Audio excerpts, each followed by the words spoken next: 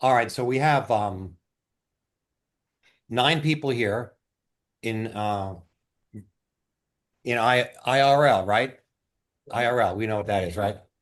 In real, and you guys are in cyberspace, Oh, I do it. but that's okay. Before. Somebody should be.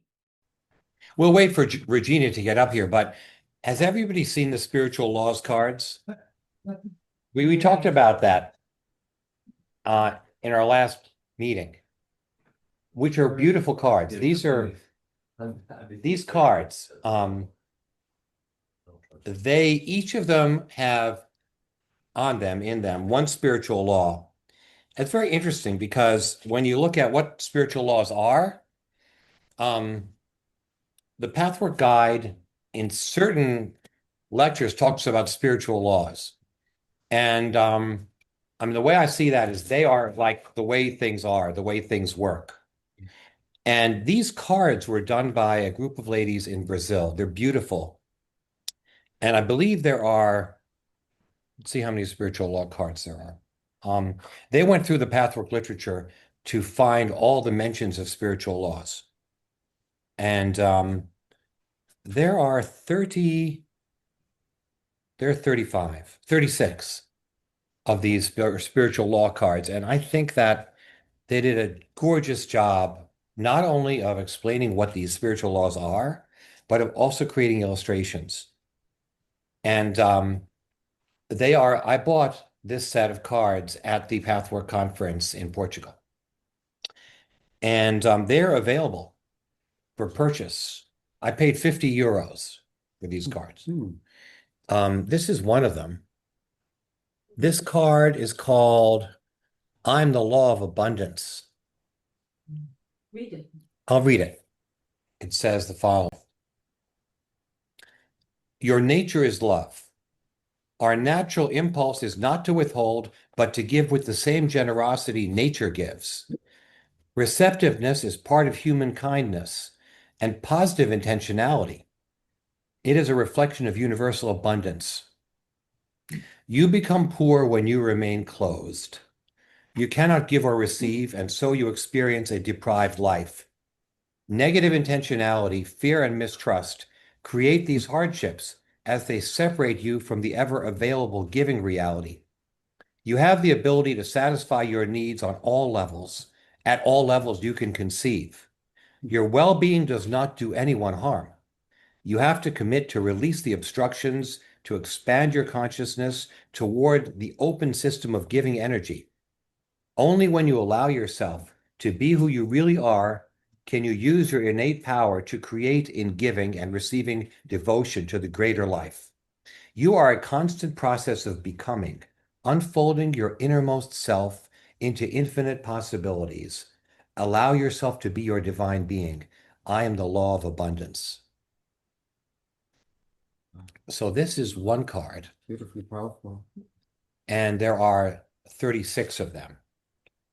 So I was thinking that we could open the meeting by asking a couple of people to read a couple of these cards. I mean, the card that I read from really addresses the lecture It does. a lot, doesn't it? Yeah. Commit, the words there. Yeah. So would anyone like to pick a card and read one? I don't matter. Maybe somebody else. All right, Barbara's going to read. Pick a card. Pick a card. Okay. Yeah. Pick a card. Lucky one. Yay. Oh, Wow. let's look at this beautiful card. That side is beautiful for sure. I'm sure Yeah. inside too. Yeah. So nice. So this is unity is the highest state in the plane of evolution, in the plan of evolution. The goal of development is to find a way to get back to our original unity. The tiniest particle of truth is a part of another truth that leads to another truth until all becomes one. True spiritual union results from union in all levels of the self, including the physical, sexual level. Total integration and unity align sexuality and spirituality. There is always some ambivalence when it comes to fusion. You fear that uniting with the whole is losing your individuality. So you fight against the fate of all beings, which is to move towards union. In the unitive state, you experience the effort of growing, the pain and pleasure of living. You are grateful for the fortune of life with others. Being together with others does not threaten your privacy. Real power resides in creating a single, compatible, cohesive energy current. Each real aspect of creation is an aspect of unity. I am the law of unity. Mhm. Thank you. Beautiful. Beautiful, deep, beautiful.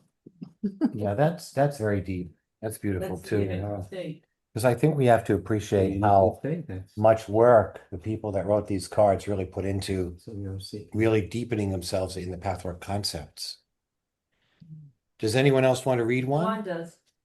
Juan, you want to read one of those cards? Okay, yeah. So I picked up, I am the law of the universal principle of life. And it says, the universal principle of life is life itself. It is eternal consciousness that moves in supreme pleasure, in bliss. Its calling is universal. Man's consciousness is not separate from universal consciousness.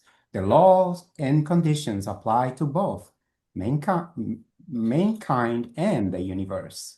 When your inner universe is in harmony, you are permeated by universal flow, and you allow the currents of pleasure to fill you with self-renewal, health, and longevity.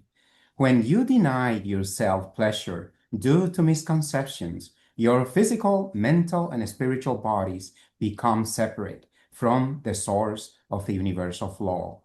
As you bring unconscious material to consciousness and direct its energy, you come to experience the reality of life's universal principle in your innermost self. All conceivable power and possibilities are in the whole and in what you already are. You are part of the universe, and the universe is in you. I am the law of the universal principle of life. Beautiful. All right, thank you. Thank you very much. Of course. So these are really, really cool, these spiritual laws. And the guy they are mentioned is mentioned in the lecture. The idea of the spiritual laws is mentioned in the lecture. So let's start talking about the lecture.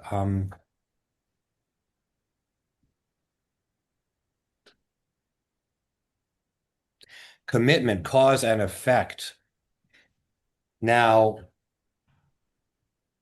the lecture says a lot.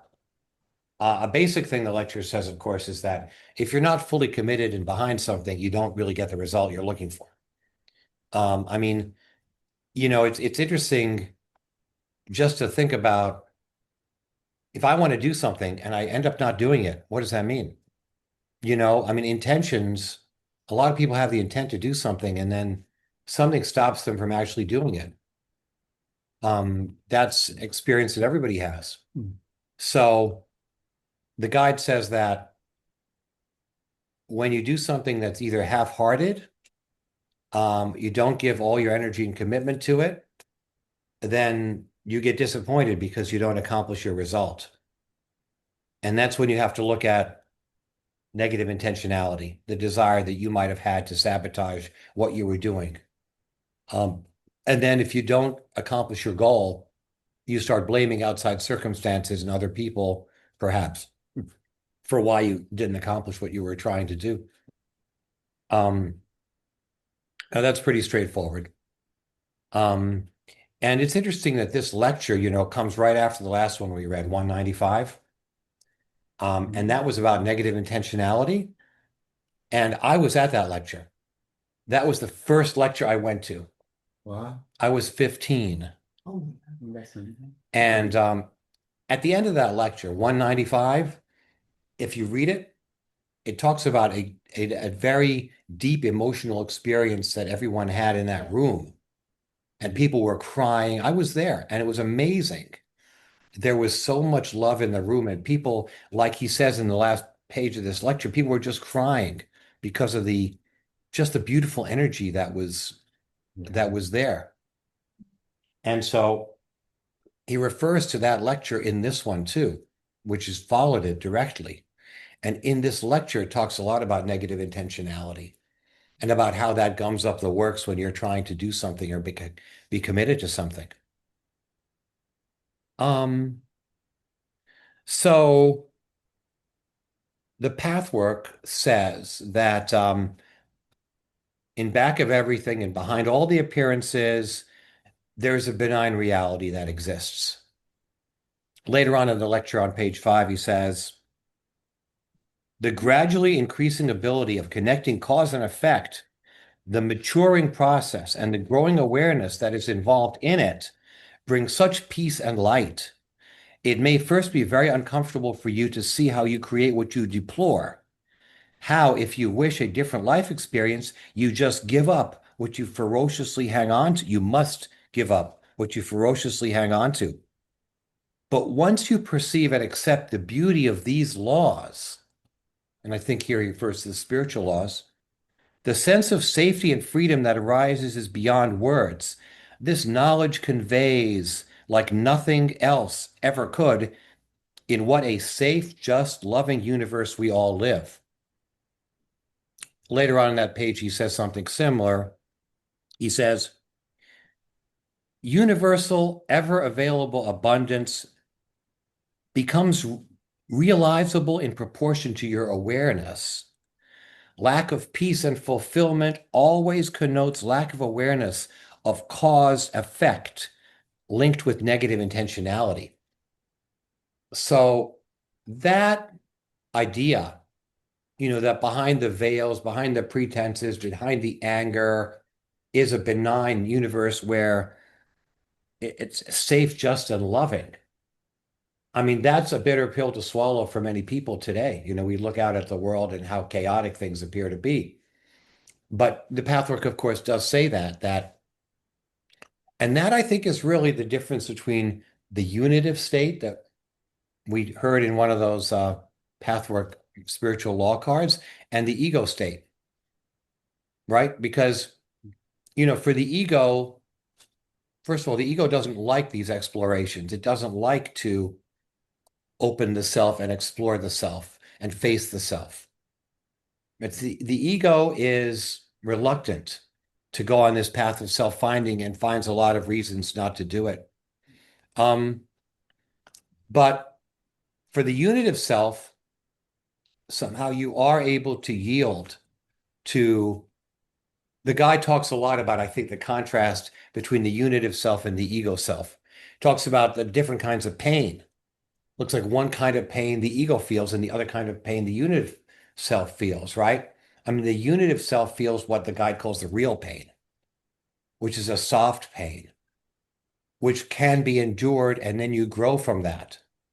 The ego feels the hard pain, the unyielding, the angry pain, where it catapults you into despair, where you don't make connections, you don't realize anything. You get more and more involved in your own self and your suffering. And I think we can say that that's the difference between suffering and pain, right? I mean, pain is something you can endure. Suffering is when you don't understand pain or you don't know, you feel victimized. You feel like when you don't understand or you can't come to terms with the pain, you suffer. I think that's a fair statement, Yes. right? Yes, it is. So, like I have gout, my knee hurts, right? I mean, it hurts, it's painful, but I'm not suffering because I'm not blaming anyone for it, except the fact that I ate shellfish. But that's my own fault. I am the pain isn't bad. See, it's kind of like what my mother said once, which was death would be really terrible if everybody didn't have to face it. In other words, my pain is something that I can handle. I'm not going to exaggerate it. I'm going to let it be, and acknowledge that it exists. And I'm not unique. I think what my mom meant about that is that you're not blaming anyone for death. It's not like only certain people are going to die and everyone else. It's like the ego has to let it go, has to surrender into the death or the pain. That I think is a difference between the unitive self, right, and the ego. Isn't that what the guy calls hard pain and soft Hard pain and soft pain, right? Your resistance. So it's accept what you say, but also it ends up to being accepting it. Accepting it, Even right? if you make it drama by, Yeah. you know, Because it isn't really so bad. It's stopped to be a drama because the drama Right, comes when we are. right. The drama. Well, we talked a lot about that. Resist the Bettina. pain. Yeah. Yeah. So it's not so bad when you accept it, right? Yeah. When you accept it is the end, to me is the, it helps a lot. I'm not saying that's the end, but and believe me, I And, went through a lot of issues in health. And I just accepted, and the acceptance of my issues that they were like life threatening, it make the whole experience, of course, with my faith, because but it made the whole experience without fear. So it's like, yeah, the pain is there, and my children, you don't complain. No, and it's I accept that this is what it is, and let's move forward. And with the faith, you just hope that God is going to help you, whoever you believe, is going to help you to go through this. Because I think that everything is like a trial. God give us or whoever you believe, Buddha, or whoever you believe, okay, Hinduism or whatever, is the trial that God put us through in order to purify ourselves. And when we ignore it, because we are in a comfort zone, obeying the ego, then purification is not taking its place, and how do you say, we leave behind. It's not leave behind. I'm going to put it in my word because of my English. You leave behind. You abandon. I will say that the real thing that we come to Earth for is to purify ourselves to get this bliss and joy and whatever. And to let the ego go, right? To Yeah. transcend it. All right. So then, let me go through the lecture, and then we can talk about everything and our insights. Page 1, guide says, wherever peace, fulfillment, light, hope, and trusting closeness to your intimate friends are lacking, take it as a gauge that something in you is amiss. Ah. Then- Yeah, let's talk about it. Down the road, a little further, he says, But Joel and I share one, but this, both of us underline that. Go ahead. Keep reading. That's very important. the only reliable and realistic gauge of the fulfillment of your life plan is how you feel about yourself, your life, and those around you. Now, that I think is pretty straightforward about the ego and the unit, because obviously the ego is never satisfied, never happy, And never wrong. and never wrong. The ego is always like chafing at the bit. Anything Always that in the ego, defense. any satisfaction is momentary. So I think that when guide says this, the only reliable and realistic gauge of the fulfillment of your life plan is how you feel about yourself, your life, and those around you. I think what that translates into is whether you identify with the ego or with the unitive self. That's the gauge where you can determine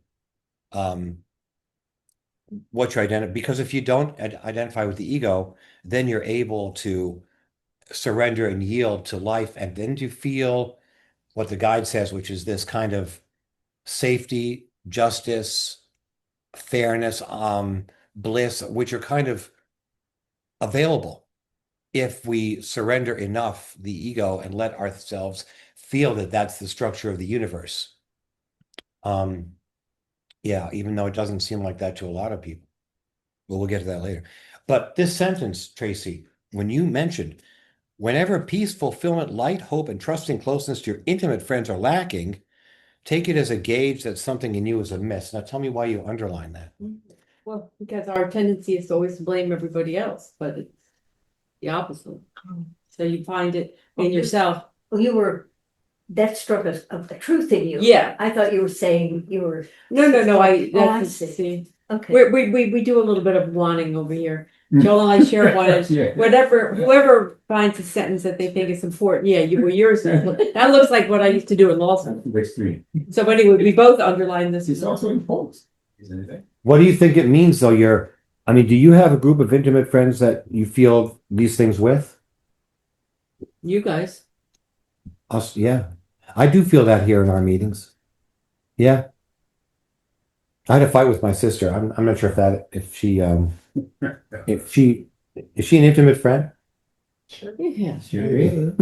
But see, the point they're saying is to the extent that you are not in alignment with your friends and family, it's look inside. That's the whole point of that Yeah. sentence. Look inside. Somebody's It's not them. not quite in place. Oh, I saw this great little quote going around on the internet. It was one of the gurus. I can't remember. It might have been Eckhart, but it was one. So somebody said, what do I do when the others are, causing, causing me problem? And the answer was, there are no others. Hmm, There are no others. that's right. So The you, other, I have this funny comic on my helpers.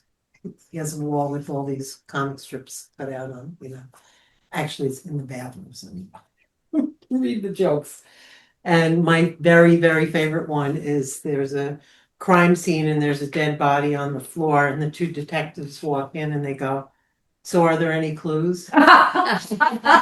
So this sentence to me is, these are your clues. Like if something doesn't feel right, there's probably something not right. Right. yeah. So From that side, look within. Okay, I'll buy that.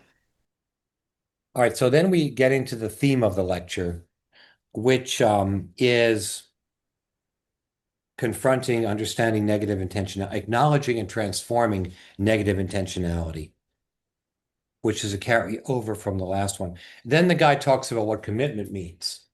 And I think that's pretty straightforward, right? I mean, commitment means you bring everything you have to something, to a project, to a relationship, to a job. And you bring everything you have. And if you do that, then you ought to be able to get a result that is commensurate with what you put into it. Commitment exists in every imaginable undertaking, does not apply only to great and significant ventures such as your spiritual path of self-evolution, which is the most important undertaking in life. It also applies to every mundane little task. To the degree you are committed, what you do will be pleasurable, free from conflict, and rewarding. Now, that's certainly true, and we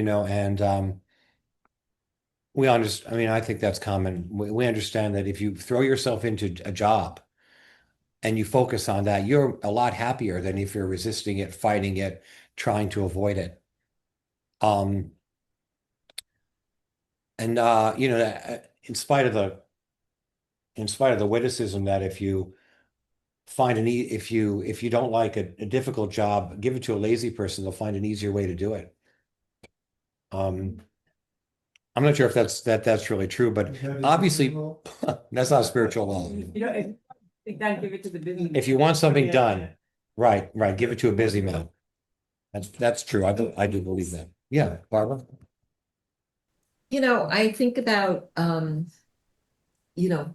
middle way in Buddhism, this kind of thing.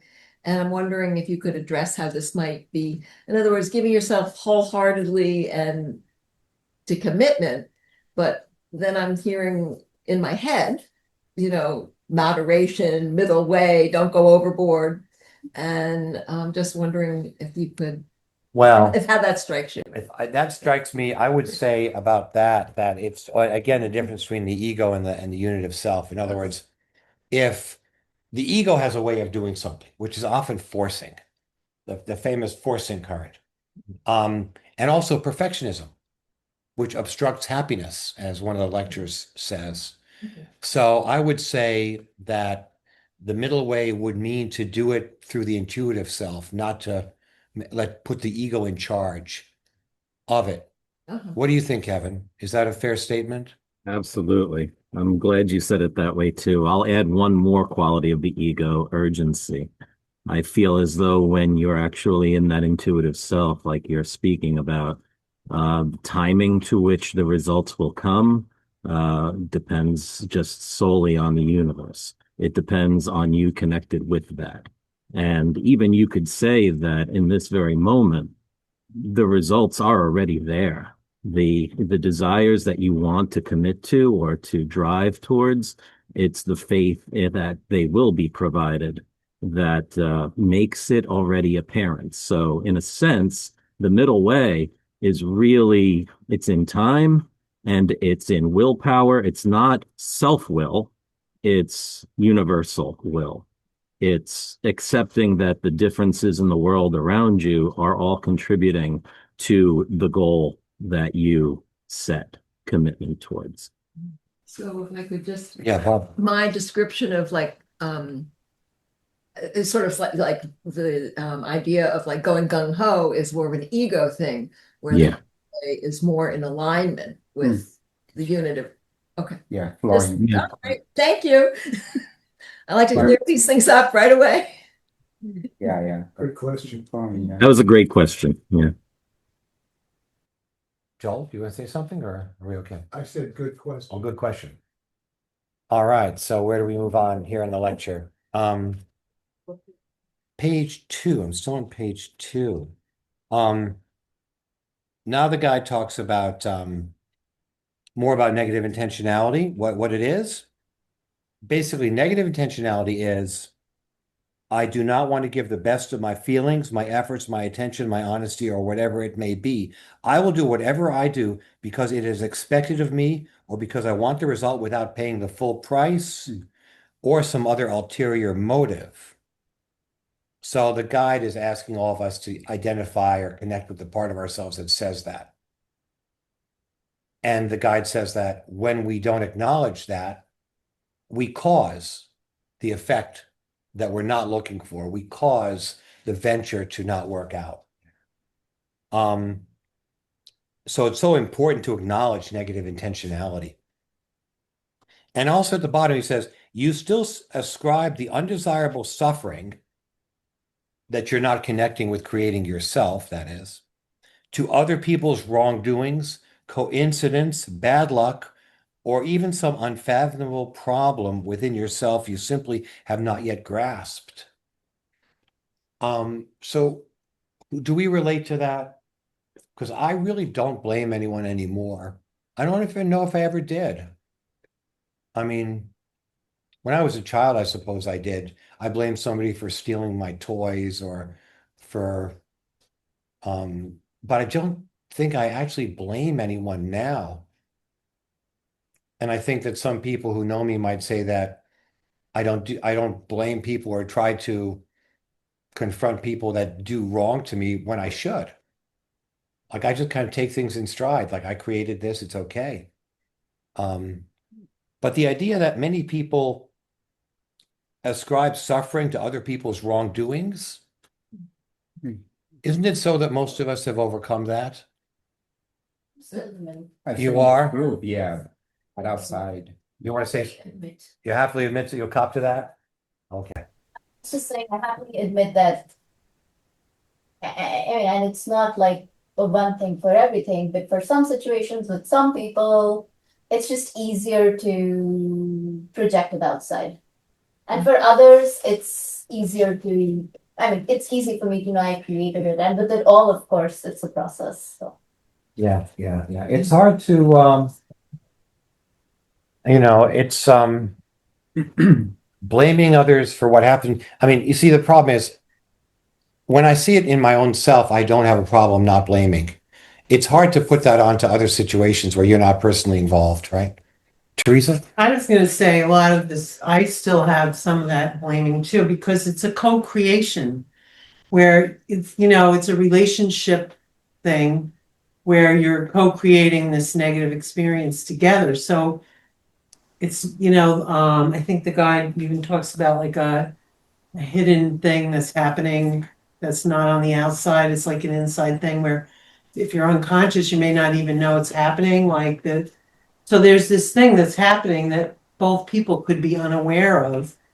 And when that happens, it's easy to say, It's your fault. yeah, because they have their part in it, which is co-creating it. So a lot of times if you're mirroring someone else, you can see the fault in them, but you don't necessarily see it in yourself. So that's the challenge, is to, why am I keep attracting this? Like, because I must be creating it, because It keeps happening. yeah, it keeps happening, and it's like, are there any clues? Well, then that's where you have to go. What's the common element? Right, like if you I keep, say, and like for me, I have this whole ongoing theme of this thing that I'm recreating. And it's funny because we were talking about at the end where it Yes. talks about as you get kind of Fear- like as you get fear, closer, your impact is the more negativity powerful. Yeah, has it's more powerful than power or negative. something. Yeah, so it's Yeah. I feel like I'm getting closer to, Yeah. breaking out of it because it's getting stronger or whatever. Yes, yes. It's weird. Yeah. But if it's a co-creation, you're not always 100% to blame for it. The Well, other you're- person yeah. is definitely has their part in it. It's your reaction. You can't control the stimuli, you can only control the response. Or the other person's reaction. Yeah. Well, you don't control the other person's reaction. Anyways. Right, Yeah. but you control your own reaction. But on this, I want to say two things. Well, I want to say, when you said, Alan, when you said most of us are past this, do you mean most of us here in the circle, or do you mean most of us in the world? Here No, in is- the circle. Okay, yeah, because I agree with that. But what I notice is that most people, there's two things that I noticed, and I think this falls into the category of negative intentionality. And I'm guilty of this to some degree as well. But it's I think it's aspects of the ego, but it's I'm never wrong and it's always somebody else's fault. So I almost never hear anybody admit they're wrong, and I often see people blaming either other people or some outside force. But the blaming of other people when something goes wrong, I notice that in myself. So like when something goes wrong, I see my mind immediately be like, wait, whose fault is it? And then I'm like, wait, what are you doing? Like why are you trying to blame somebody else? That's exactly the behavior that you dislike in others, and now you're guilty of it yourself. So there's that. And shoot, what I want to say, there was something else, but it's escaping me. But that's the main thing. Those two things. So I do think, unfortunately, most people here on Earth are stuck in those patterns of negative intentionality. But yeah, I think that's kind of the whole point of the path work is to rise above some of these patterns, some of these negative patterns. Yeah. Can I say one Sure, thing sure. about the co-creation thing? So I have an 8-year-old son, and one of the things that we often talk about is, or that I tell him is, there are those situations where so something happens and it's a tussle, let's say. So one of the things that I like to think of and that we talk about in our family is so the co-creation aspect. So there's something in me that I need to work on, and there's something about it that you need to work on too. Right. So everyone has their bits Right. Yeah. to take and process. So I find it helpful to think it that way. Yeah. And then that helps me take away the blame sort of Yeah. Right. element from it. Right. Everyone has their bits. Everyone part. Everyone has their, Right. so the situation Okay, arose okay. because of co-creation, Right. and we each have our own defenses. But does your 8-year-old son relate to this? Because we've talked about all of this since he was born, about feelings. So I mean, of course, I will use it in a way that he understands, but he Right. gets it. He gets it that there is something about this that, so whatever, it can be something as simple as he had to finish his breakfast on time. If he didn't finish his breakfast on time, then we're not going to get to school on time or whenever he wants. And then I start shouting at him and then my piece is that, okay, this is triggering for me for whatever reasons.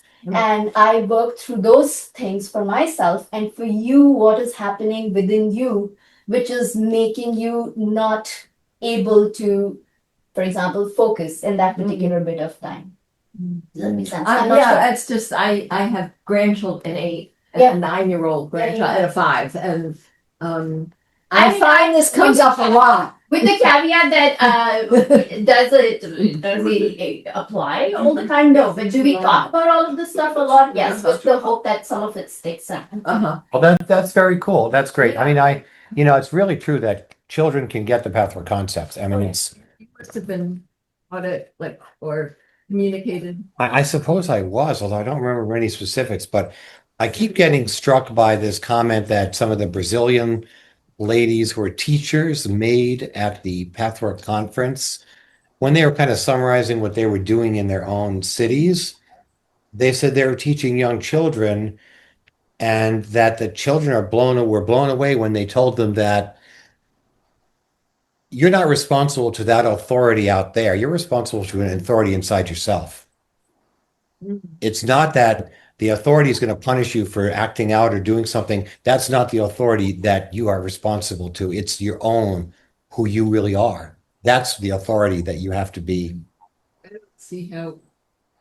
How kids could get that? grandchildren Can get that. Well, get them off their cell phones and, maybe. Yeah, I'm gonna. Bring it to the No, Actually, no. I was just up at Omega with Eckhart Tolle this week, and he has a book, a children's book, and it was about a kid being bullied, and so I was like, because I have a 9-year-old, and he did have some bullying happening. Similar. A 9-year-old, he was bullied A bully. at school, but I was like, my daughter might not like if I get him this book about being bullied, and then, I don't know. It was. I felt, a little bit hesitant to, but it was written for children to try to understand basic concepts of.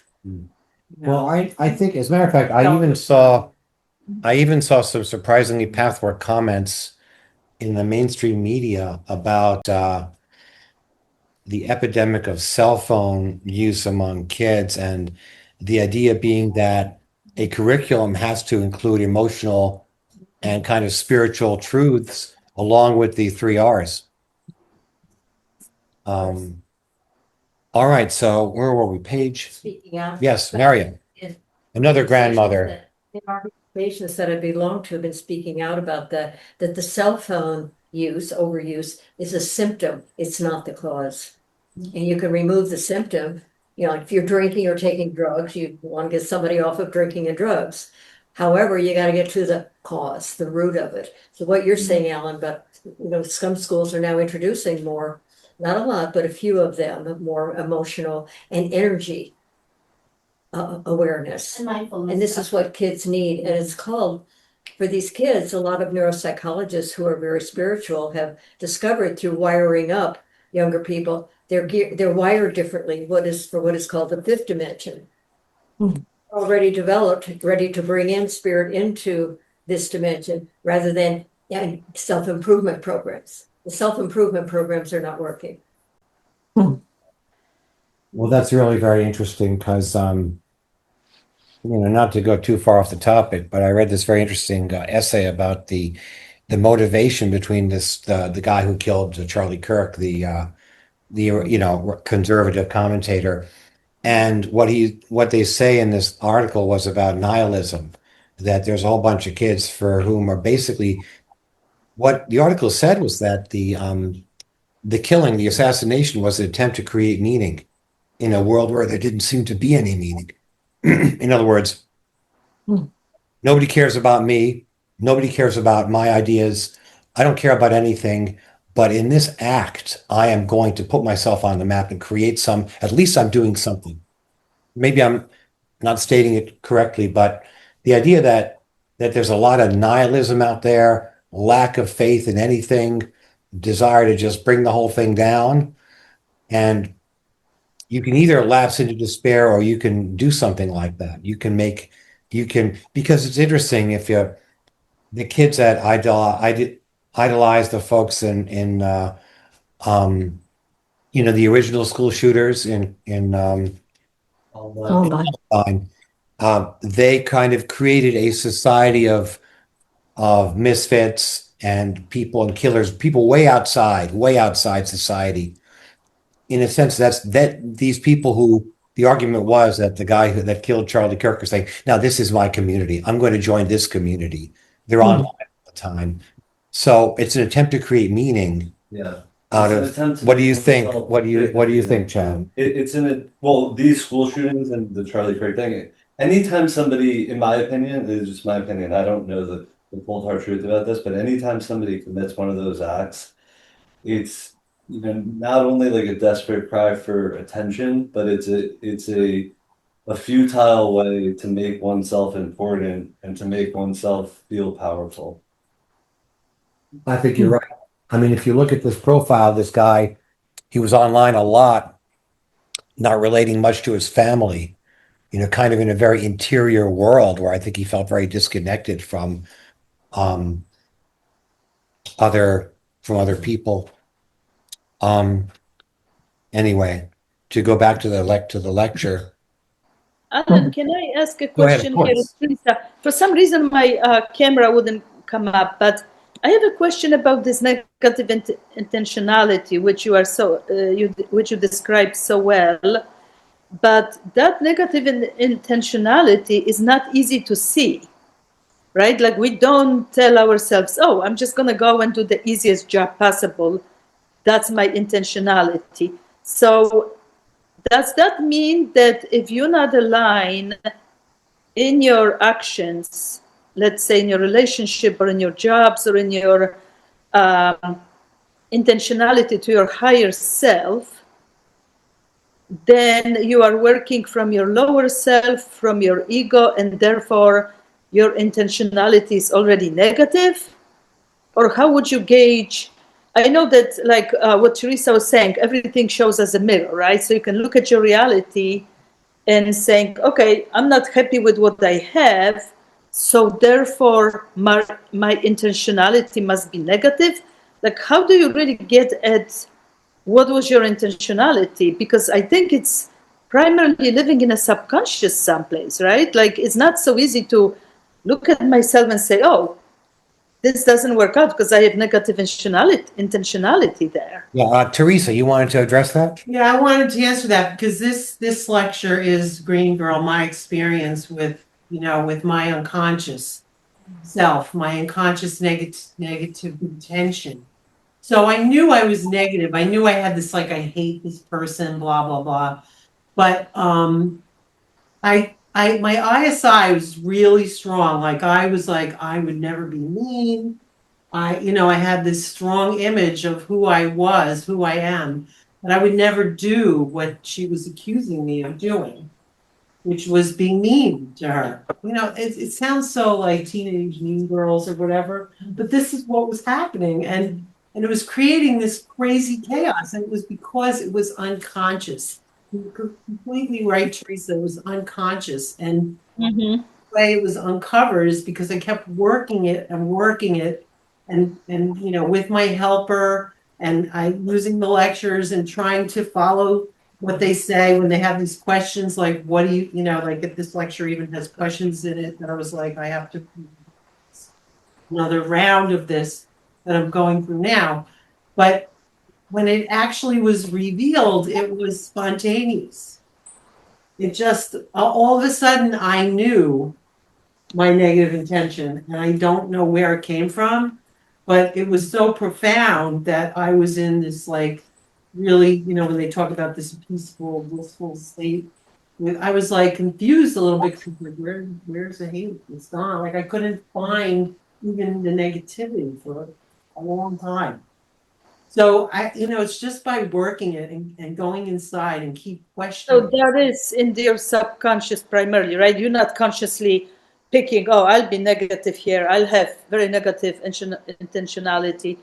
It's somehow from the confusion, from the lower self, you are intending without really consciously knowing it, right? Like, I'm not going to do a good I was just laid off from a job that I really loved, and my intention was to manage with love. I was in a managerial position. My intention was to manage with love, and I did, and I was very effective, and people really liked me. Yet when I was laid off, I realized there is a lot of pain because my relationship with my managers was not a good one. And then I'm beginning to think, did I have negative intentionality somewhere in there that prevented me from really keeping this job and being effective, or did I have a right intentionality, and now I feel pain because there was some lesson there to be learned that cut my ego to size, and that is painful, so it's kind of sort of hard to put a finger on it. Like, consciously I have a very positive intentionality, and I think I even share with some of these people here that I'm going to rule with love, I'm going to manage with love, I'm going to do this, I'm going to do that. But then why is it so painful? Was there something there that was still very negative and it slipped through the cracks. You know, it's hard because this lesson is very powerful, but it's also very deep. And it's like, sure, you know, if you could figure out that you have a negative intentionality, just flip it around, right? Like, okay, so I'll flip it around, I'll be positive. But it's very hard to see where you actually have this negative intentionality. I guess you can only gauge it by the results that you are getting, like what he's saying, looking at your life, looking, like you are saying, you had a conflict, right? You had a conflict with that person, so you knew there was something there. It says here, you're confused, you feel helpless, you think there's injustice, because my part in it was completely unconscious. So all I could see was the person who I was mirroring, who was being mean to me. You know, like I could just see that other side. And I was like, I would never do that because my ego was that I was a nice person and I would never do that. So, Right. But yet you harbor negative intentionality towards her. She was putting a mirror to you. it's hidden. And when you have the clue that, you know, something is amiss. Yeah, when you don't feel at peace with something, the result, Then you then know you have to go deeper. And it's really hard Yeah. to go deeper because there's part of you that doesn't want to. That's the ego doesn't want to go deeper. That's correct. Have it. I'm telling you. So this is the hardest part for me, you know, to really see what negative intentionality I have, because it would be very nice to actually be able to flip it around and to I think nobody ever really consciously wants to do it, but you know, but it's very hard to trace what kind of negative intentionality do I have here and why. So later on in the lecture, it talks about what's it called? Like living past lives and having an intuitive feeling about understanding something about your purpose or your past life. So all I'm struck with is that this isn't, I've heard you talk about job situations before, and Right. I'm just wondering if maybe this is something that is very deep and deeper than like something that you can tackle this in this current life, that it goes even further back. That's all. I'm sure it is. I'm sure it is. But all I'm saying is the lecture makes sense, but is there really the tools to uncover and to realize and to see face to face, okay, I have a negative intentionality here, and here is what it is. You know, it ain't easy, is all I'm saying. Hold on. Yeah, sure. Go ahead, Chad. Teresa, I see she doesn't have her camera on, but yeah, because I remember she mentioned this in the last Pathwork about her job situation. A couple of basic things. One, my mom Tracy always likes to say, Eckhart Tolle says, all suffering comes from being in opposition to what is, which you touched on earlier, just accepting. So I think that's one thing that's going on here. You're saying, why is it so painful? I think you're fighting against either consciously or subconsciously the situation that exists now, which is that you're no longer at that job. But the other thing that's important to keep in mind is something that one affirmation that I became aware of at some point in time is that everything is in divine order. So even when things happen that seem to be negative, it's actually for our highest good. We just don't fully understand why. So maybe there is something else that you're supposed to do, and you're being removed from that job is actually a blessing in disguise. And also when negative things come up, they usually are blessings in disguise. So I don't think this is about the negative intentionality. If you did something wrong when you were at the job, with all due respect, I don't think those are the right questions to be asking here. I think No, I understand about being redirected, but all I'm saying, and maybe the job has nothing to do with this, right? But in general, for this lecture, it is not easy to see and to understand where are we with a negative intentionality. Would you agree with that? Do you know when you are in a negative intentionality? Do you know what it is and when? Yeah, I could be wrong. I just think that this concept of the negative intentionality does not apply to every single situation. So from where I sit, I don't think that this concept of the negative intentionality applies to your job situation, although Okay. I'm wrong, because you obviously have more information about the situation than I do. But from what I'm seeing, I don't think that it's directly applicable to that situation with your job.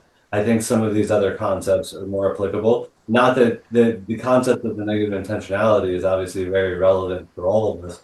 It's just, there's so many concepts within the pathwork, right? And you have to, the challenge rate is probably finding the concepts and kind of matching them to whatever situation you're dealing with at that specific moment in time. Because it's, that's the challenge. It's if we knew how to do that, we would all be masters of the pathwork and we wouldn't be sitting here having. Yeah, thank you. I think I'll take 2 lines in the lecture 195, which is actually on negative intentionality, which I remembered because that hit me very powerfully because I had the same thing. I feel like it's so not clear to me when do I have negative intentionality? And the lecture 195 says, you will find that the more frustrated you feel for not attaining what you so ardently desire, the greater your inner negative intention and the less inclination you have to deal with it. This correlation is extremely important. The same applies to doubts. The more you fear that what you want will not materialize, the less faith you have in your life and the less connected you are with your own negative will.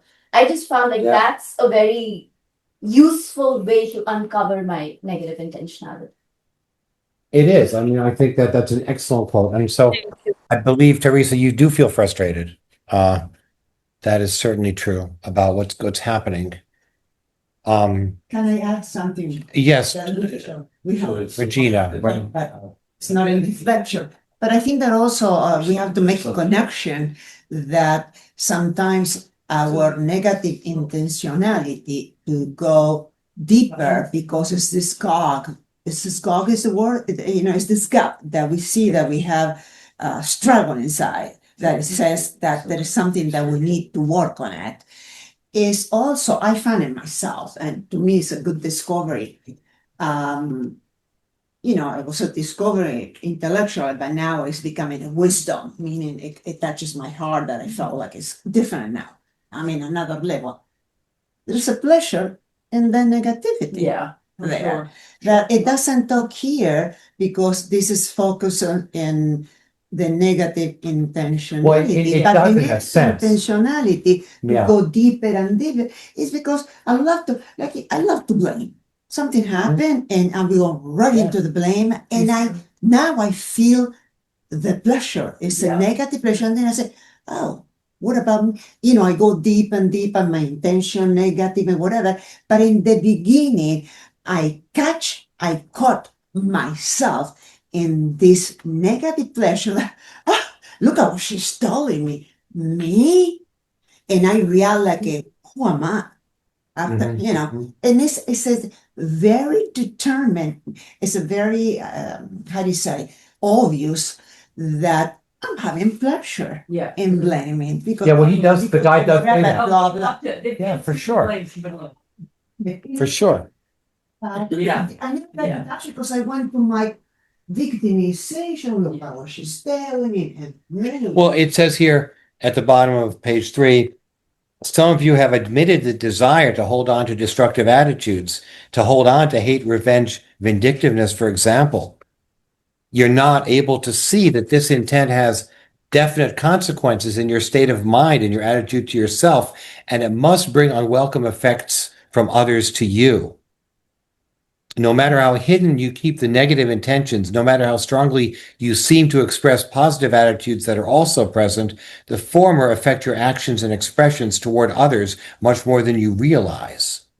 Yeah, because it's your negative, when you are vibrating in that negativeness, it's either bad or evil or we call negative. It's the same thing. So you go down into vibrating, and I line it what I call evil. It's the negative intention, it's the negative pleasure. He talks about evil later on. I'm going to get to what he says. It's the evil. That is the struggle that we feel. That is the God that is telling us, listen, stop. Just there is something that you gotta go deep and don't fight it. And I find myself fighting it and fighting it. It's just awful how I was, I said it before, I was Yeah. embarrassed of myself. How much I was fighting not to go to the place deep down, which actually is the one that is telling me that truth, is liberating me of all the negativity. Do you understand what I'm saying? I don't know if I'm doing good with my English. And I said to myself, Gina, you are fighting so much of what you want in your life. The best is to be aligning with God, that means blissful and enjoying and no fear and no anxiety. Yeah, we have a virus. Yeah. It's Yeah. wonderful. When you go finish the lecture, and then we can always discuss at the end.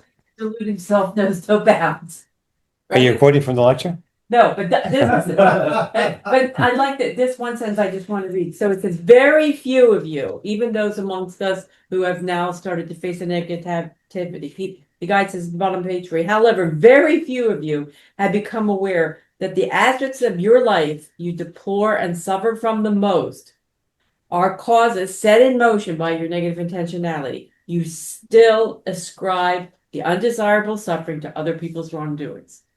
So, I mean, this is from the mouth of very, so yeah, I mean, and like you said, I mean, it feels good to blame somebody else until you catch yourself, and more, I mean, hopefully now all of us are catching ourselves quite early, but that first moment of pleasure, oh, that jerk, he did, you're right, the ego loves it. The ego loves it, and there's a shot of dopamine or something. Oh, yeah. And then Well, the better, mind itself you know? says, Both. yeah, Okay, so anyway, we're all talking about keep going. what he talks about on page 4. Page 4. Page 4. Keep When going. he talks about quote unquote, maturity is to a great extent the ability to put together cause and effect. Right. We don't see the cause and the effect. And as we often say, that the more spiritually aware you are, the closer cause and effect come together. And more powerful. You're And the negative. more- Oh my God. Chad And said you're, that, I even if you have a little negative, Oh. it Yeah. comes out right away. Oh my God.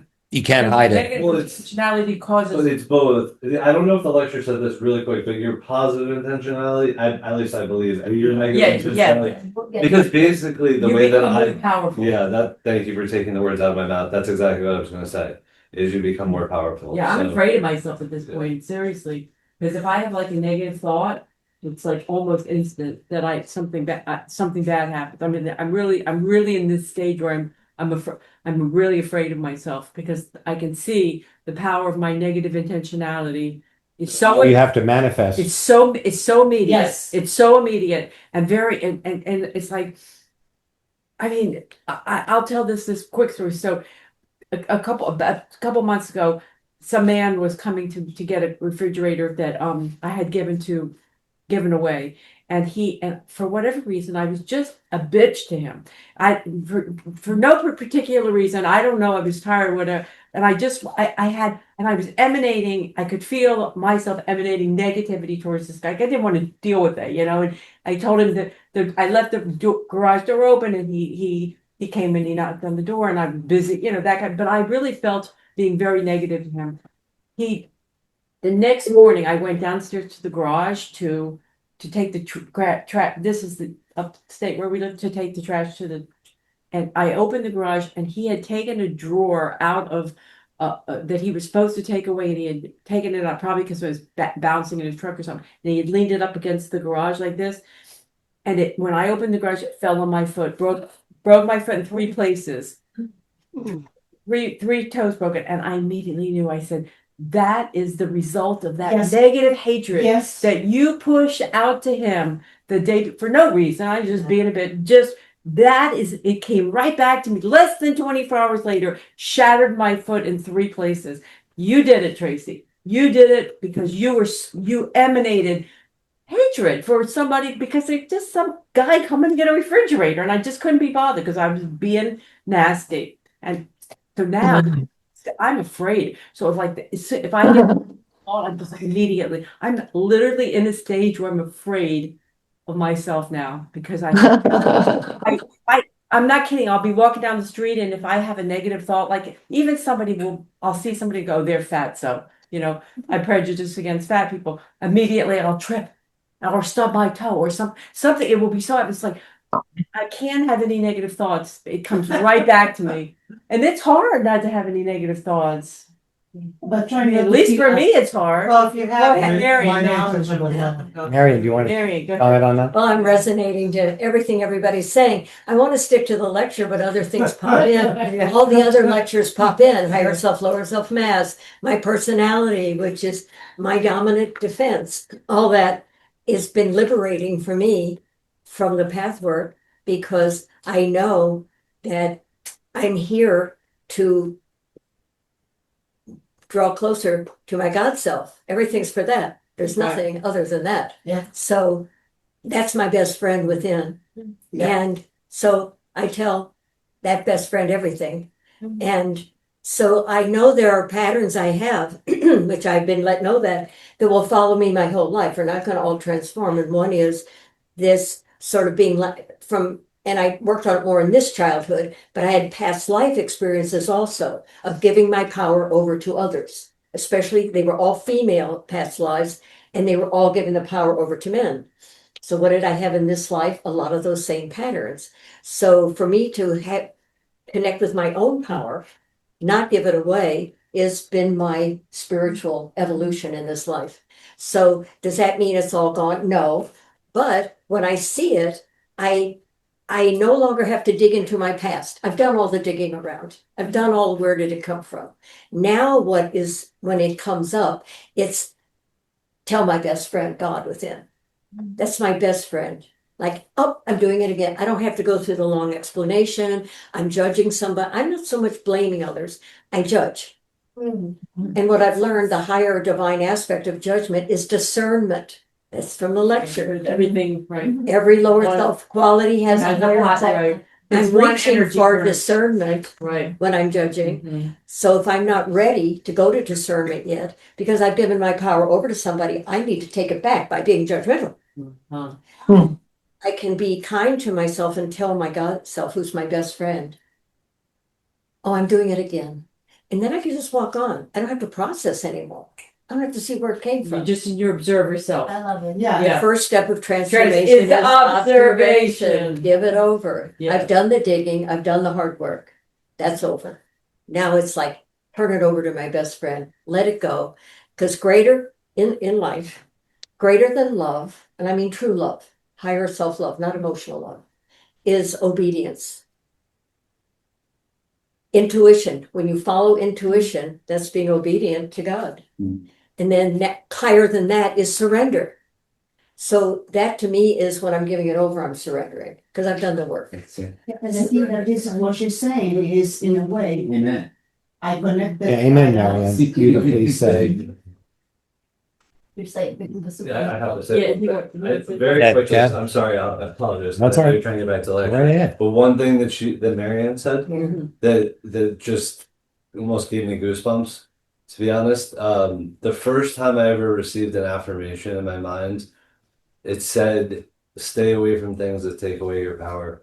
Stay away from what? Stay away from things that take away your power. And you talked about this past life concept where you were giving away your power, maybe unknowingly or whatever. So yeah, I think that's a very important concept that we probably all do unknowingly give away our power in different ways. And then I want to judge.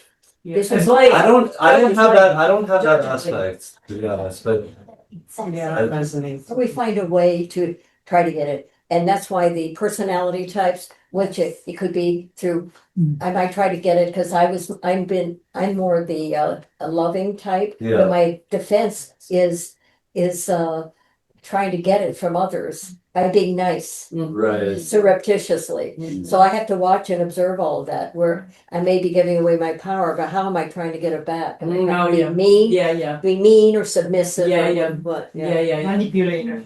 Yeah. All right, Alan, continue. Thank you, Marianne. Thank you, Senior Pathwork Helper. Yeah. Marianne. Yes. What she said, more or less, that your self-observation, that I do that with my best friend Maria, the Virgin Mary, and Jesus Water, because I'm Catholic. But I have a full-time dialogue, okay? And would you call that what they say here is the commitment? Because I I connected the commitment to my faith, that I found that the more committed I am to be in dialogue with my, my friends, my spiritual friends, and be observing myself, the better result and the better quality of life I'm having, no life of my health or whatever, but it's like this bliss that you feel that there's nothing outrageous having outside, but it's a bliss that I feel inside here in my chest. That is the connection with God. So is that the commitment? What they call here, they emphasize in here that we need to be committed, full-hearted, wholehearted. I don't know how to say in English. And is that a connection, or I I'm think it doing a is. wrong I connection? think that's correct. As a result. And that is Yeah. you're talking about a commitment to your spiritual self. For speech yourself. Right. You know, that's a commitment that doesn't stem from the ego. That's a commitment where you are trying to surrender to greater forces than yourself, great to the spiritual intuition. What obedience, as Marion said, obedience is to listen to that intuition. For sure. Okay. All right. Page are you on? Well, we're actually covering a lot of lecture Yeah. right off. We're talking about cause and effect. On page 4, we're talking about, how children don't get it. Yeah. What page are you on now? Page 4. Young child doesn't see connections between things. Right. Then simple things like touching a stove. Stove, A hot stove, you get that. And wait a second, I feel pain because I touched the hot stove. Later on, people start being more knowledgeable about how how their actions create results. Yeah. Like if you keep not showing up to work, you'll get fired. Wait a second. Yeah. It's not always outer. I've been to work. Yeah. And what's so interesting, another interesting thing, Vibration too. the guy talks about that. talks about how if you have a negative intent, even if you don't do anything, Right. the other people in your sphere, they see it, they feel it. They feel it. And there is some sort of It's the energy, and he talks about this. So you don't even have to say anything, do anything.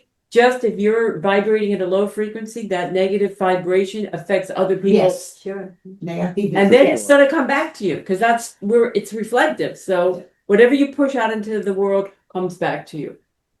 Okay, so we are covering a lot of it now. So that's page 4. We're on 5 now? We're on 5. So interesting now, halfway down the page, as I said early in the beginning, quote unquote, it may at first be uncomfortable for you to see how you create what you deplore, how if you wish a different life experience, you must give up what you ferociously hang on to. Now that's the ego, of course, ferociously hanging on to the things that are actually negative and destructive. But once you perceive and accept the beauty of these laws, the sense of safety and freedom that arises is beyond words. So I think when he says these laws, he's really talking about the spiritual laws, and many of them are expressed in these cards, these beautiful cards which were set up.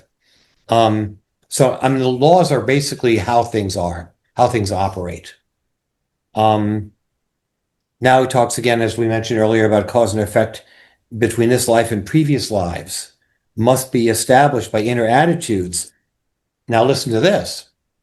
What seems like a fate beyond one's control, for example, where one is born, as what, how one's face and body look, what one's talents are, will be sensed and as self-caused and self-wanted, sometimes wisely, sometimes destructively.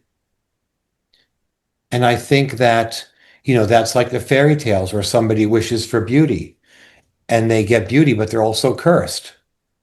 It's the whole idea. I'm just thinking, can we all drop down to feeling that the way we look, the way we are, we wanted this for various reasons. We wanted We chose it. We chose it. That's right. So We chose everything. we chose where we're born, as what, how one's face and body look, what one's talents are, will be sensed as self-caused and self-wanted, sometimes wisely, sometimes destructively. Very interesting. Hey, I'm going to call on you again, Kevin, about this concept of, it seems that our own personal will is so great that we're even like, I think it says in some of the lectures that before this incarnation, we may want a task that's too difficult. And the spirit guides may say, wait a second, maybe you shouldn't. But I want to do it anyway. I want to do this. Is that so, Kevin? I mean, in other words, that the idea being that you may will something that may not be entirely constructive, but you will learn a lesson through what you experience. Yeah, well, certainly the mapping out of what you expect your journey's purpose would be, and maybe the initial plans of your journey are set in place, in my opinion, before you get here.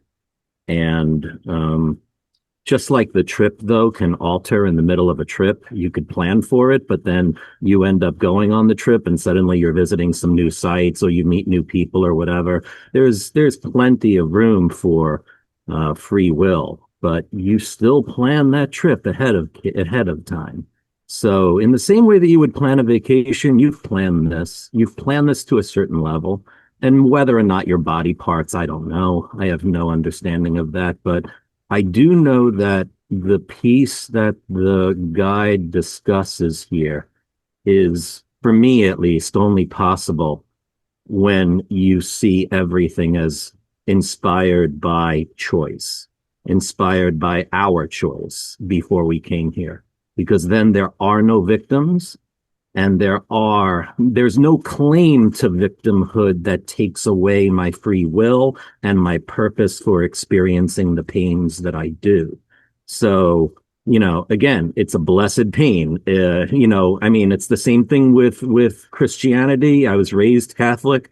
You look at the cross, you look at the suffering. You don't run from it. You don't run away from it and deny that it's there or that it's not there. You sit with it. You talk to the lower self. You work through that. You face things head on. And in there lies your salvation ultimately, because it's going to dissolve the illusions that you make of yourself, of that your independent self is somehow so much greater and grander or more important than the collective, or that, the entirety, because we're all one, right? In the end, in the universal self, we're all connected.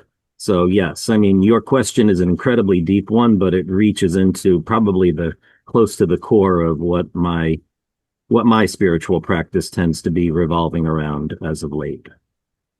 I wanted to add one more piece to that, Alan, and you mentioned it earlier about disconnection, or about the recent assassination, etc. One of the anecdotes, I guess, or one of the people out in the world today, he's a biologist, Michael Levin, and he does research. He's a synthetic and a developmental biologist. He views cancer as a breakdown in cellular communication.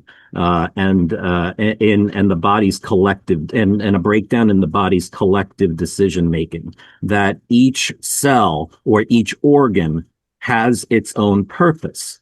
Okay. It has its own unique function. And when a cell turns cancerous, he's found evidence to say that it shuts down all of its electrical signals to its surrounding cells, and it decides that its view of everything, or its purpose, is the only purpose. So it stops being part of the organism and it starts replicating itself, okay, ultimately. And that pervades. Now, one could look at the assassinations or the sad disconnection you see in individuals in society today, and you can see that as a cancer in quite the same way. It's an area that really touches my heart deep. Not that I had a personal case of it. I don't know. Maybe in a past life I had something like that. Not sure. But all I know is when I see these happenings that occur, the first thought is that man was disconnected in some way. And it's a tragedy. And, it's not, the answer is not to make it less easy to kill someone. It's not that. The answer is to connect people. The answer, in my opinion, is to draw people in when there are differences, not push them away. If there's a difference, you bridge that gap and you say, there's a purpose to you believing something, and there's a purpose to me believing something different, perhaps. But we see the truth in each other. We see the fact that that's a soul who came here with a divine purpose, okay, of his own nature, whoever it might be. And that includes the gunman, unfortunately, and it includes the person who was killed, okay, sadly. Okay, and it includes, in my opinion, it includes everything, really. But it's hard to see it in everything, I will agree, but it's something that does call to my heart. And so I wanted to share that portion of it. Thank you very much, Kevin. Those are wonderful insights. Yeah. Emily, I'm sorry, Beverly, do you have any thoughts? Or Susan, Allison, I haven't heard from you guys in cyber. Well, I just read the lecture today, and I loved it. And again, like so often when I read one of the lectures, I'm amazed how my life path just seems to have on its own. Of course, I was there and I was working hard on all these different things, but something beyond me was guiding this process. And anyway, I love the whole idea of commitment. I get that. I got it really early in this lifetime, and I had a lot of seeming understanding about how to commit to my life and myself and my journey. And the whole idea of cause and effect. I'm a therapist, and part of the work of a therapist is trying to help your clients over time take responsibility for that cause and effect process. And that so much of the pain in the room with me is the resistance to that. And so in any way that you can, whether you're dealing with a client who might have sort of, let's say, a more childlike consciousness, or somebody who's a little further along, it's all the same thing. And I love the work, and it was a really fun lecture for me to read, and I enjoyed it. And I'm enjoying listening to everybody share about it. Thanks, Allison. Anyone? Susan, Beverly? You don't have to talk if you don't want. Yeah, Can I say one more thing, Alan? Yeah, of course. Somebody in the room mentioned being at the Eckhart Tolle workshop, which cracked me up. Yeah. Teresa. Yeah. I was Hi, there. Teresa. I'm still here right now. You are? You're up. Yeah. I'm taking 2 days of R&R. We probably passed each other somewhere along the way. I commuted because I live in Stone Ridge, which is about 20-30 minute ride from. Lovely. Well, Yeah. it was a fun few days, wasn't it? Yeah, it was really. Sorry to go down that road. Well, nice to meet you. Nice to meet you. Too bad we didn't know before. Here on page 6, then the guy talks about, well, we already went into it to some depth, the difference, the pain, the different kinds of pain. Page 6. Let's say the paragraph number 5. Say the first sentence of the paragraph. Undefended real pain opens doors, brings light, and exposes the core of the self with its resiliency, creativity, and depth of feeling and knowing. I'm saying I want some of that pain. It sounds good to me. But false defensive pain contains bitterness, self-pity, resentments. Thus, it destroys peace.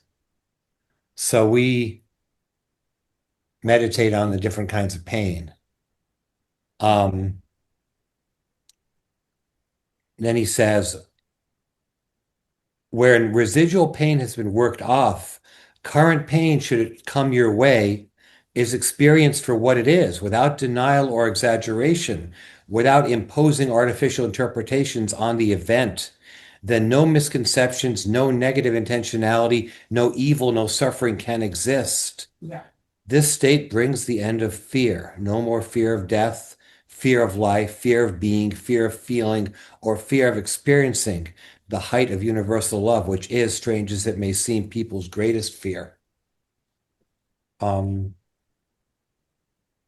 Yeah.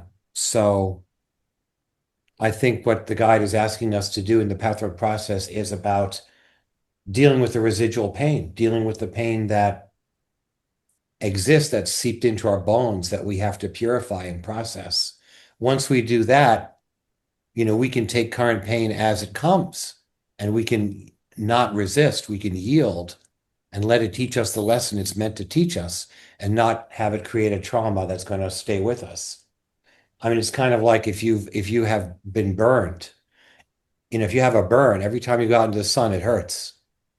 But once you're able to soothe the burn and heal the burn, then you can go out into the sun and it won't hurt. I'm not sure if that's the best metaphor in the world, but once you deal with the residual pain, then things that happen are no longer magnetized and don't have a disproportionate effect on you.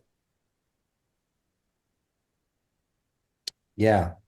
So he talks about evil on this page too. Evil produces pain, and the fear of and defense against pain produces more and more worse pain as well as more evil.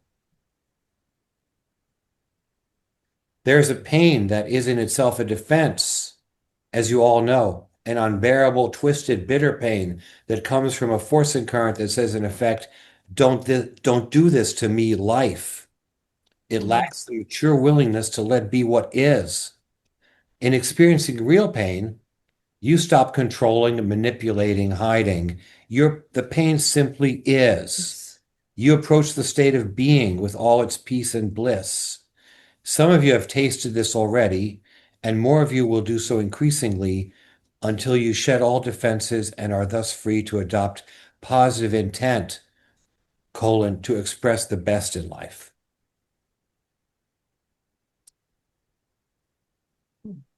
So then, just at the end of the lecture, the guide gives these injunctions in the lecture. Middle of page 7, he says, "So I say to you, my dear ones, surge forward on this road of exploring, admitting your negative intentions, your spiteful, deliberate withholding, then make the next connection. Investigate what you really dislike in your life. What would you like changed?" And then this very important sentence that encapsulates so much of the lecture: make the bridge between these two aspects, the withholding and the unfulfillment. So the more we withhold from life, the more we withhold from our intuition, from surrender, the more we experience unfulfillment. Eckhart, so we're saying that whatever you want, give out. Remember, whatever you feel isn't being given to you, start giving it out, and then you'll see how fast it comes back.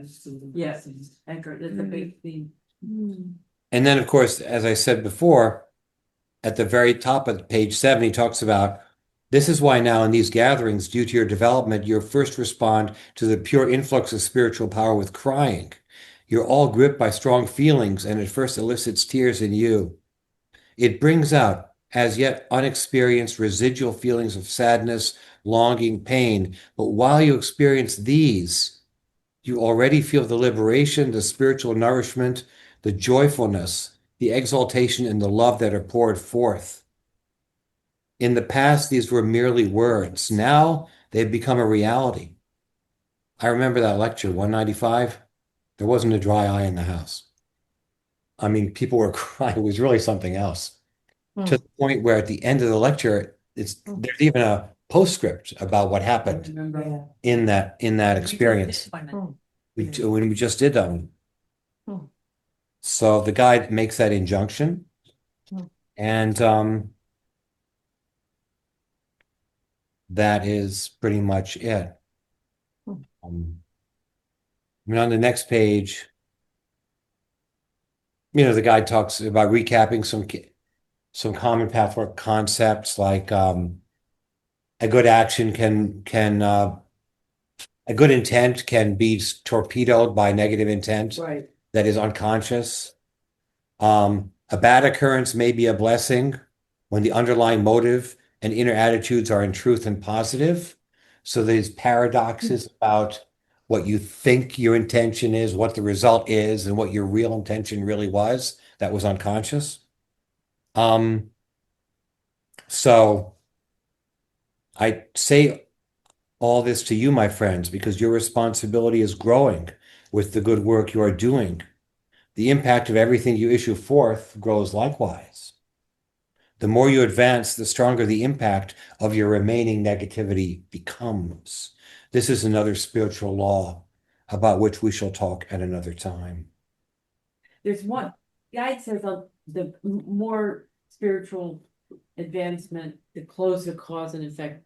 Yeah, Yeah. that's the law we're trying to figure out. But this isn't actually a new. I had first time I read that sentence and this one I goes to what I said, which I'm afraid of myself. If the negative, your remaining negative intentionality really becomes very powerful. What you just read, Alan. Mhm. So it's like you don't get away with anything. If you have a negative thought, wow. Forget about it. You don't even need to say you don't need to say a mean word or do anything. It's just a negative thought and you're gonna get it right back between the eyes quickly. Yeah, Tracy, one thing to add to that is that, well, that's because there's really very little distortion between now your intent and reality.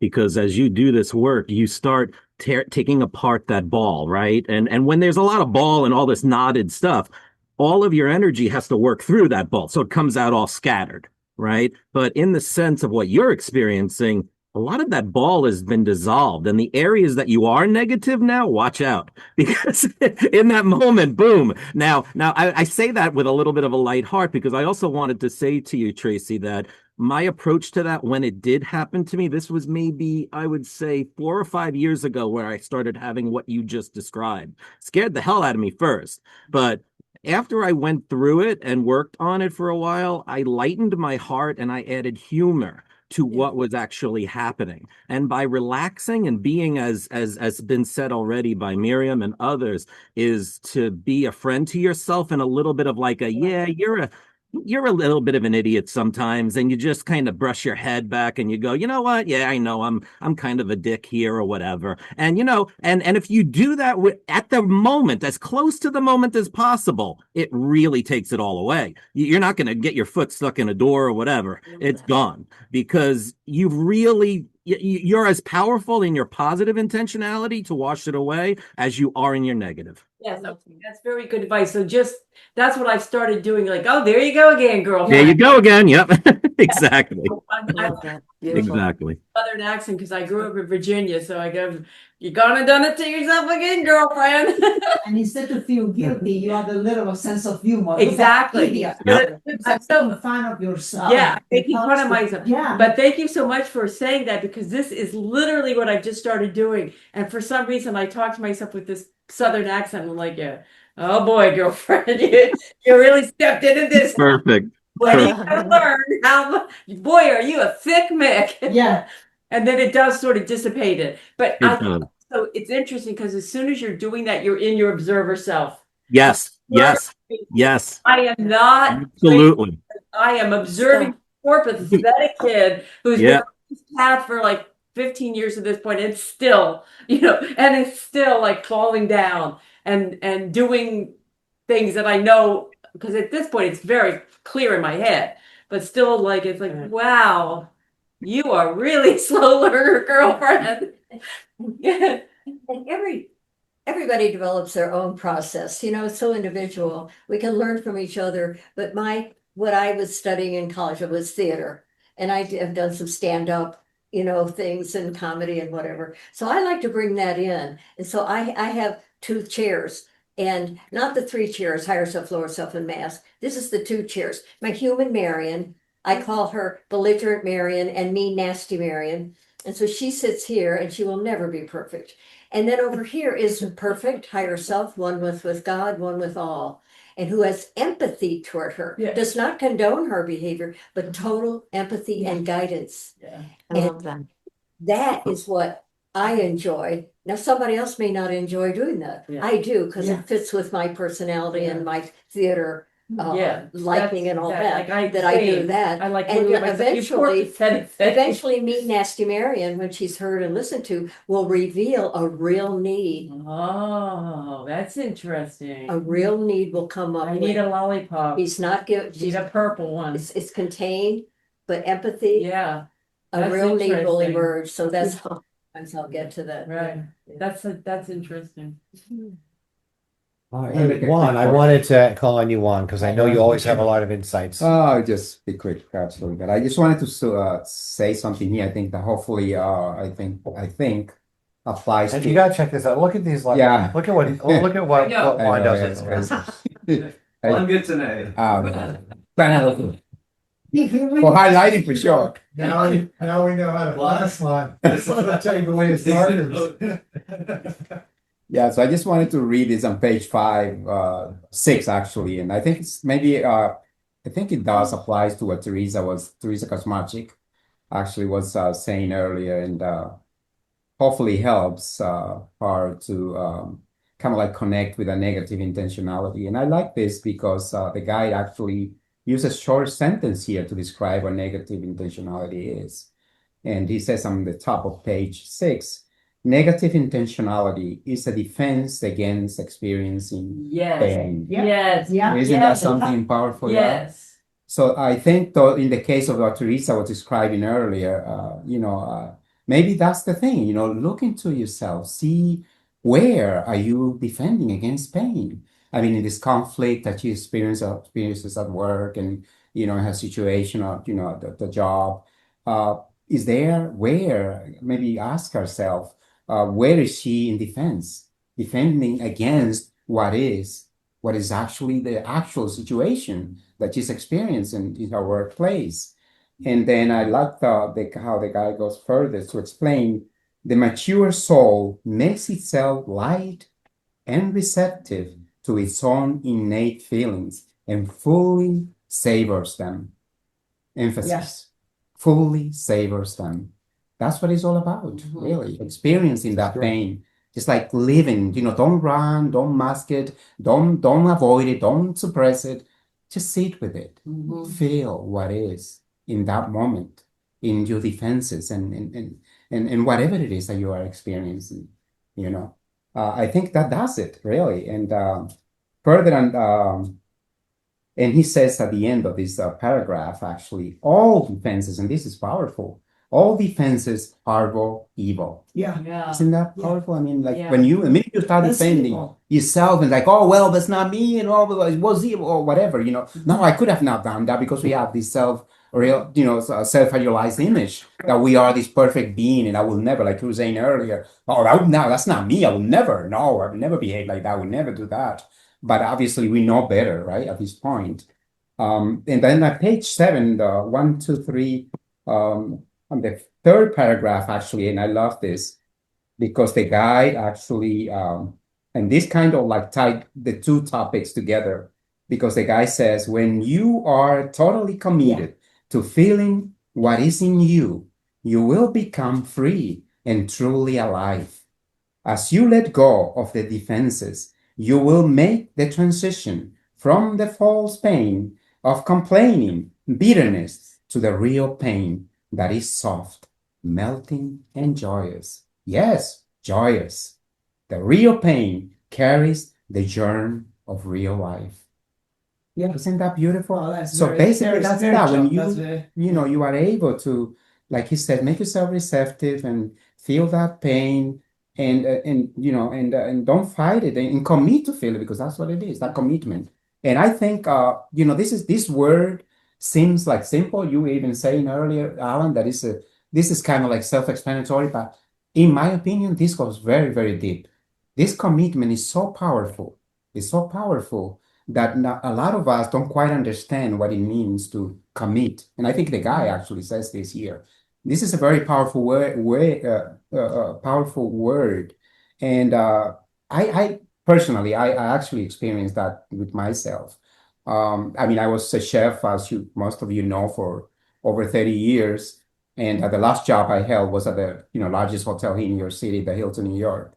And I I was committed to that job. And I don't mean to brag about this or, exalt myself or anything. I just want to kind of like, emphasize that this commitment, because to me, everything, like the guy says here, once you put your whole self, you commit to something, whatever it is, a relationship or a job or whatever the situation, and you give your best to that, you will definitely, you'll be successful. There is like no way that you could not. You know what I mean? So in my case, I know that I work at this job, and as I said, the Hilton was the last job that I held for 22 years. I think I was there. And I was committed to this job. And as you were saying earlier, it's not, or you were saying actually, it's not about, and correctly, pointed out that it's about just aligning with that intuition, flowing with that universal flow. And instead of using the ego to force result or doing, just basically flowing with the flow and allowing yourself to just go and give your best, like have that genuine commitment, that genuine desire within and without, that you want to go there and willingly do the best you can. That's all that is required. And I noticed that with a lot of my coworkers, if they, do work a lot of hours, especially in this department that I was in, was at the, we do like 3, 4,000, 5,000, breakfast, lunch, and dinner. Even sometimes, we have the Google, some of these largest corporations coming in, and we have to deal with all of that. So you see, like a lot of my coworkers, they'll be like, "Oh, no, no, no! I also want a supervisory position, so I will give tasks to, some of my coworkers, and they will be reluctant.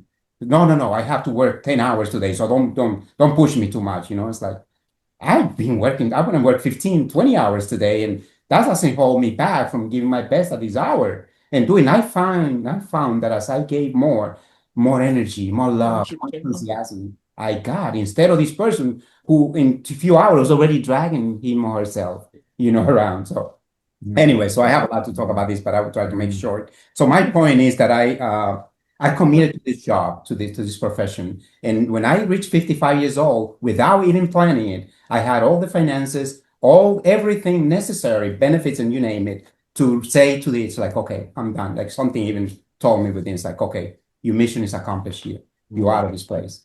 And that was it. So because I committed, I feel anyway that because I committed so much to this profession and to this job, that the spirit world, however you want to call it, free me when I was 55. It's like, okay, you're done. Do whatever you want with your life from now on. And that, I think that, I find that beautiful. And so commitment is very powerful. And I can testify to that in any relationship and everything. Even my relationship, I also was married for 13 years in a relationship, very, very challenging relationship, to say the least, because this person happened to be, emotionally ill or something. But I committed to that as long as 100%, even with all the craziness that I went through and everything. But at the end, again, I was free at the right time, and everything was there lined up for me to freely go, move on with life. So anyway, I just wanted to Thank you very much. It's a really that a little bit about that. that's a lesson about commitment. Yeah. Thank you. I can testify to that. I would just add a little thing there that I just came through my mind, the awareness that because of my commitment to become a better, to me, it's become a better follower of Jesus' teaching, okay?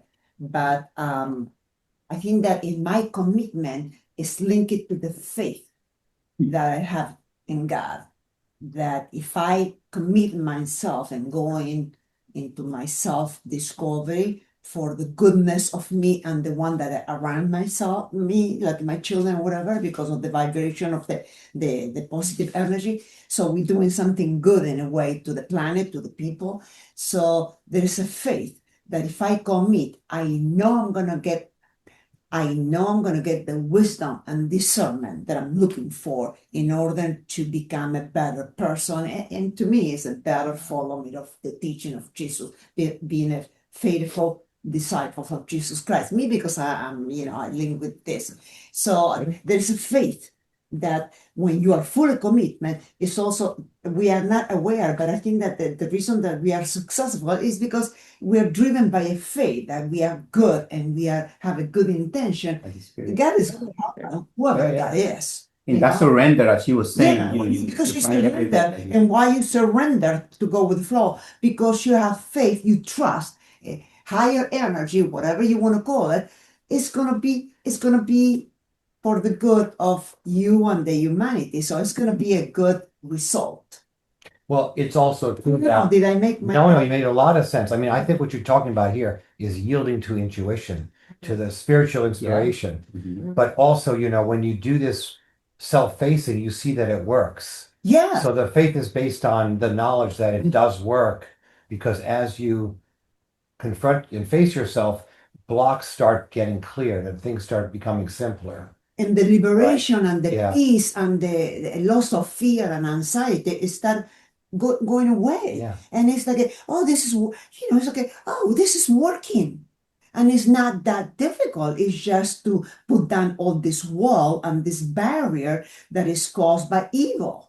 And that's why sometimes I think that, I put my evil, it's like, I think that evil, it's a stupid way that I put it, but it's funny to me. It's like, evil is and has this OCD in make us miserable. It's a way that makes me easy to fight evil. It's like, oh, I'm vibrating with evil when you start being judgmental or whatever you fall into your. I say, oh, it's not I'm gonna screw, but I'm gonna destroy this because he has OCD in destroying my union with God, meaning the blessing or whatever. Well, that sounds like a very negative intention to make a It's not determination. destroy, but just it's not. I'm not gonna be destroying, but it's like just get out of that energy that is evil because, like you Doesn't said, he talk about the slow-moving nature of evil somewhere in the lecture? Yes, That was a very Yeah. interesting line, Yeah. right? That is kind of a Sluggish. sluggish, slow-moving thing. And you see, that's why, in all the movies, the zombies move slowly. And you have to fight them in, that kind of thing, right? Because there's something weird. All these things They're all connected. they're all connected, right? Are they not? They Yes. certainly are. It's obvious. I always wanted to know. Because Yeah. So, hey, Beverly, do you want to say anything? Susan, do you want to say anything before we have our meditation? Did you find the card, Ellen, or no? I did. I'm good, thanks, no. Go ahead. Susan, were you talking? Oh, no? Yeah, I'm not able to articulate it. I know like we're at the very end and I'm trying to put it together too quickly in my mind and it's not working.